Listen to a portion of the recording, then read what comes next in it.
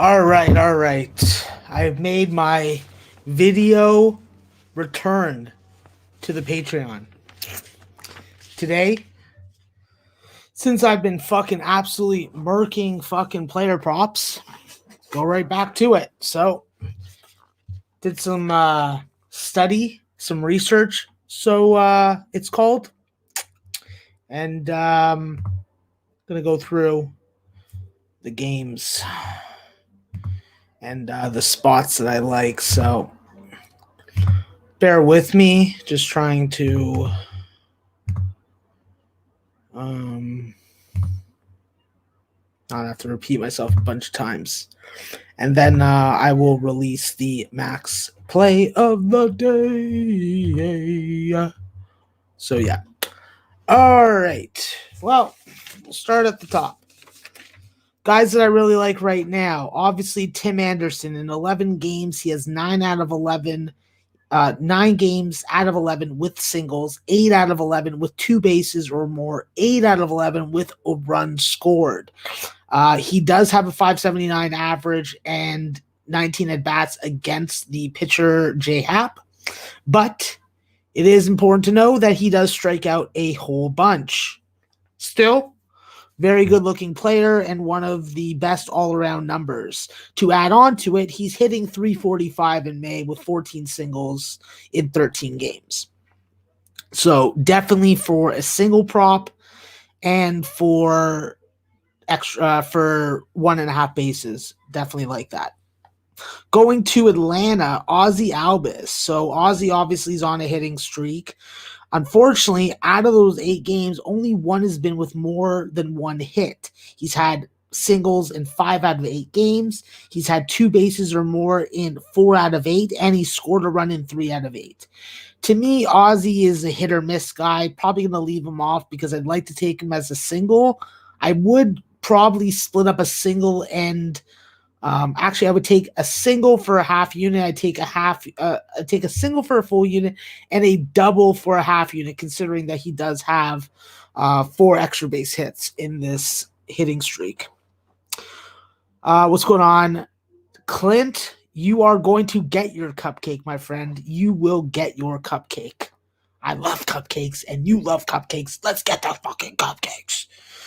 All right, so now we're going to talk about 2 guys from Colorado. Obviously, leaving Coors Field and playing at Petco may have an impact on their production, but Jonathan Daza scored a run in 3 out of 7 games. He has 5 straight games with 2 or more hits. Will it translate to Petco is the biggest question. During this hit streak, he is hitting 609 with 23 at-bats. Josh Fuentes, he's the one that's really hot. He's the NL Player of the Week. 4 out of 5 games, he scored a run. 4 out of 5 games, he's had 2+ hits. 5 out of all 5 games, he's had more than 2 bases. Obviously, with strikeouts and the Coors Field effect, it does leave a little bit to desire, but I'm a streak rider. I ride guys for 5 or 6 games at a time, and most likely I will be just riding Fuentes and Daza again. Going over to the Yankee game, Aaron Judge, we all know what he did against Baltimore. The question is, can he do it against another opponent not named Baltimore?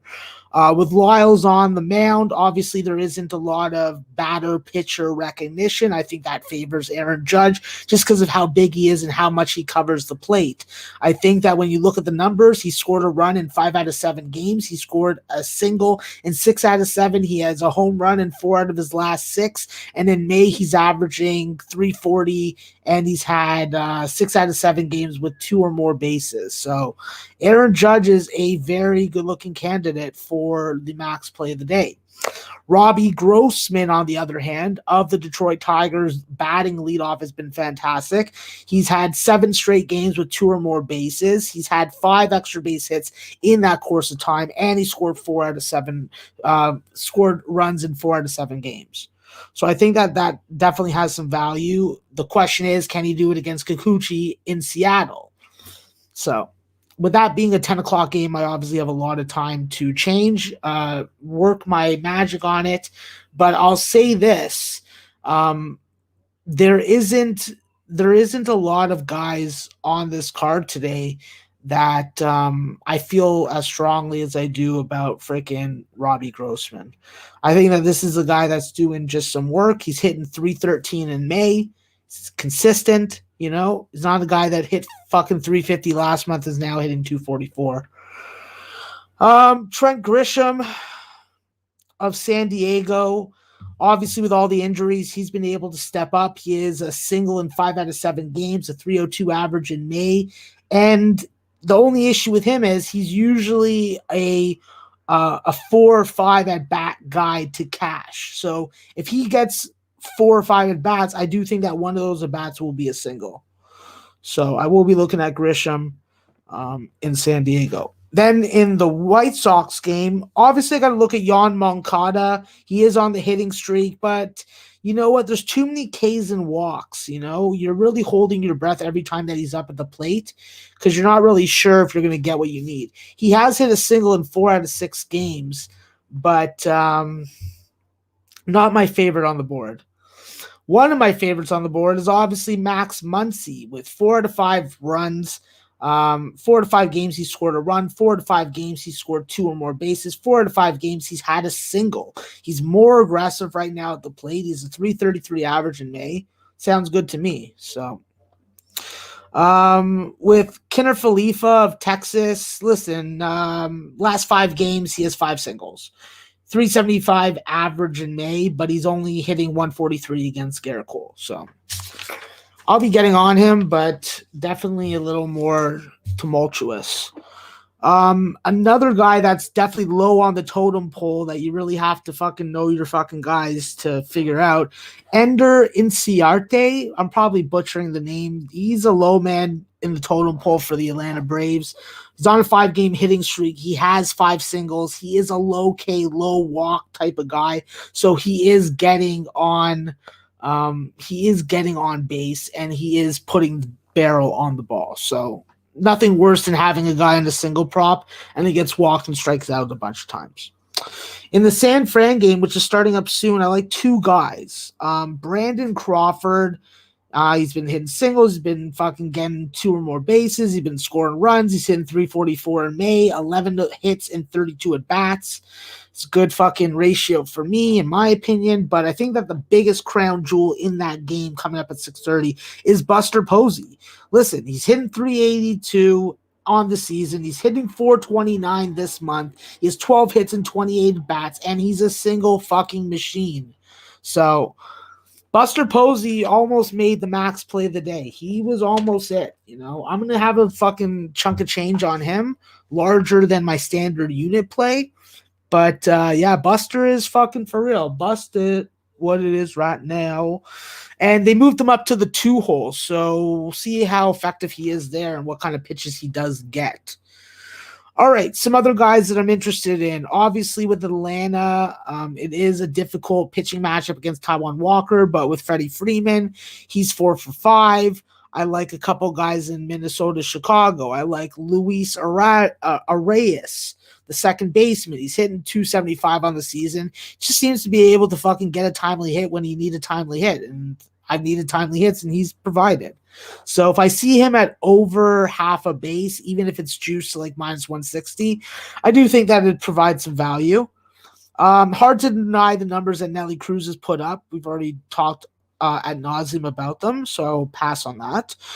Mitch Garver, 455 and 11 at bats. Lurie Garcia, 444 and 9 at bats. Yerman Mercedes, 358 average on the season, but he's only hitting 244 this month. Then there's Mookie Betts, who's definitely going to be needed now with Seager and Bellinger out of the lineup for the Dodgers. He's 4 for 5 against Madison Bumgarner, Justin Turner, obviously, but Justin Turner was hitting like 350 last month, and he's definitely fucking wavered off. So I'm not sure what to do with Justin Turner. Plus, he's a redhead, so that means he has no soul. Manny Machado's an interesting one, and Jake Cronenworth. Cronenworth 4 for 5 against the pitcher for Colorado. And then Machado, he's 292, hitting 292, 24 at bats. On Detroit, I think that Miggy and Jonathan Scope both have value against Kikuchi. They're both 4 for 5 lifetime against them, so I'll definitely be having a look at that for the 10 o'clock game. And let's go over just some other guys that I liked a lot. Obviously, with this, I have a lot of volume. I'll cut down a couple, but listen, when you need singles or you need over half a base, you just need a guy to go 1 for 4 or 1 for 5, and he can make you money. So with Cincinnati, Nick Castellano, 16 hits during the month, 372 average, 12 runs scored. So hits and runs for Nick Castellano could be good. And it's back home at Cincinnati, Great American Ballpark. It's a fucking hitter's park. A low-key guy on Atlanta, aside from Inciarte, is Austin Riley. 12 out of 14 singles so far this month with a 280 average. So for a guy that's going to bat 6 or 7, that's good numbers in my opinion. On the Mets side, Kevin Pillar, Superman, fellow tribesman of mine, 314 so far this month, 16 hits, 5 extra base hits. Jeff O'Neill, 10 out of 12 games, he's hit a single, 302 average this month. So both of those have value. If Kevin Pillar is an 0.5 bases, I like that better than taking him to hit a single or an extra base hit. But yeah, I like those guys there. For the Cubs, there's a bunch of guys for the Cubs. Obviously, we've gotten really small sample sizes over the last week from guys like Nico Horner and Ian Happ, but the way that they've been bashing the ball, it's hard not to fucking look at them. Jock Peterson's hitting 400 this month with 14 singles in 10 games, and Javier Baez is hitting 310 with 9 singles in 12 games. So lots of fucking hitting potential over for the Cubbies tonight against the Washington Nationals and fucking John Lester. And of course, everybody knows that these Cubs, they hit lefties. So maybe that helps me out also. But I can definitely see myself going like 5 or 6 fucking deep on the fucking Cubs game. On the Washington side, how can we ignore Trey Turner? The guy has 15 singles, 7 extra base hits, and a 367 average this month. Castro, he has 13 singles and hitting 315. Yan Gomes is hitting 364 with 10 singles and 6 extra base hits. Like, if the pitchers are fucking going to help me out tonight, this could be the game that I go fucking 9-1 or 10-0 on, like the Chicago White Sox game yesterday. With the Yankees, the other guy that I like, obviously, is Gio Urshela. Obviously, his hitting streak came to an end yesterday, but the guy's still hitting 343 on the month, so I like that. Obviously, Adolis Garcia is going to have a tough time hitting against Garrett Cole, but he is hitting 345 this month. 13 singles in 15 games, and one of the games that he went hitless was yesterday. So just from a fucking number perspective, just from a fucking value perspective, there is value. If Garrett Cole pitches 6 innings, that's fucking potentially a bat or 2 that he can have against a non-Garrett Cole pitcher. For the Angels, 2 guys that I like. Jared Walsh, obviously he's come on really strong and he fucking dethroned Albert Pujols. He's hitting 353 this month and he has 11 singles in 14 games. Phil Gosselin, 11 hits, 11 games, 324 average. So put 2 and 2 together on that one. There's another Dodger that I like. I like Matt Beaty. Matt Beaty, 10 singles, 394 hitting this month. Josh Rojas, obviously you guys have heard me try and jump on him often. He's hitting 380 this month, 12 out of 13 games with a single. And my last 2 guys, probably my biggest wild cards for the Detroit game, and the ones that I would probably suggest if you're looking for some late night hitter prop action is with Candelario. He's hitting 350, 11 singles, 11 games. And then Harold Castro, 355 average, 11 singles in 8 games. So the second baseman's definitely been stepping it up. A lot of good action to go around tonight for the hitter props. I will be posting all of it on fucking Patreon. And that is about it for me. So short fucking video, short stream. Gave you a whole bunch of info that you can fucking use, throw in the garbage, or fucking just utterly ignore. And I will be in your DM shortly to send you your max play of the day. So make sure that you get your cupcake gifts in, because once I do the first round of messaging, I'm probably going to go take a nap. All right. Thanks very much. Eat cupcakes, dip your chicken tenders in honey, and don't be afraid to provide financial support for ladies of the night and local strippers. Our dicks are our best friends. We need to treat them the way that God intended us to, and that is supplying them with expensive, high-end vaginis.